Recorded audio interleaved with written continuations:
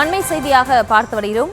தூய்மை பணியாளர்கள் போராட்டத்திற்கு ஆதரவு தெரிவித்ததற்காக கைது செய்யப்பட்ட 6 வழக்கறிஞர்களை உடனடியாக விடுவிக்க உத்தரவு பிறப்பிக்கப்பட்டிருக்கிறது. சென்னை உயர்நீதிமன்றம் உத்தரவு பிறப்பித்திருக்கிறது. இது தொடர்பான மேலும் விவரங்களோடு இணைகிறார் எமது செய்தியாளர் மதியழகன். வணக்கம். மேலும் விவரம். தூய்மை பணியாளர்கள் போராட்டத்திற்கு ஆதரவு தெரிவித்ததாக போராட்டத்தில் ஈடுபட்டவர்கள் மற்றும் வழக்கறிஞர்கள் உள்ளிட்டோர் கைது செய்யப்பட்டிருந்தார்கள்.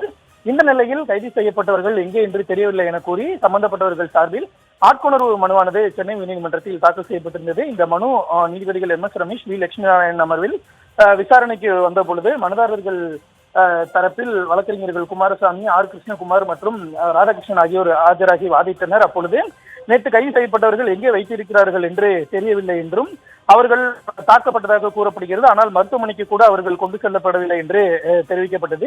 இதனையடுத்து காவல்துறை சார்பில் ஆஜரான கூடுதல் தலைமை வழக்கறிஞர் J ரவீந்திரன் அவர்கள் கைது செய்யப்பட்டு இன்னும் 24 மணி நேரம் ஆகவில்லை என்றும் அவர்கள் 24 மணி நேரம் தாண்டாததால் இதனை சட்டவிரோதமான காவலாக கடந்து செல்ல முடியாது என்றும் மேலும் மொத்தம் 930 பேர் நேற்றைய தினம் அப்புறப்படுத்தப்பட்டதாகவும் அதில் 6 வழக்கறிஞர்கள் மட்டுமே கைது செய்யப்பட்டிருப்பதாக தெரிவிக்கப்பட்டது.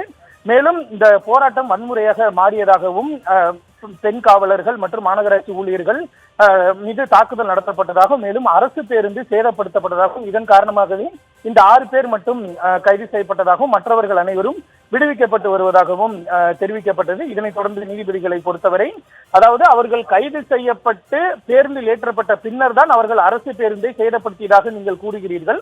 ஆனால் அதற்கு முன்பாக அவர்கள் கைது செய்யப்பட்டது ஏன், கைது செய்யப்பட்டதற்கான காரணம் என்ன, அதற்கான ஆதாரம் என்ன என நீதிபதிகள் கேள்வி எழுப்பினார்கள். அதற்கு பதிலளித்த காவல்துறை தரப்பு வழக்கறிஞர் அதற்கான ஆவணங்களை தாக்கல் செய்வதற்கு அவகாசம் அளிக்க வேண்டும், எனவே இந்த வழக்கினுடைய விசாரணையை ஒத்திவைக்க வேண்டும் என கேட்டுக் கொள்ளப்பட்டது.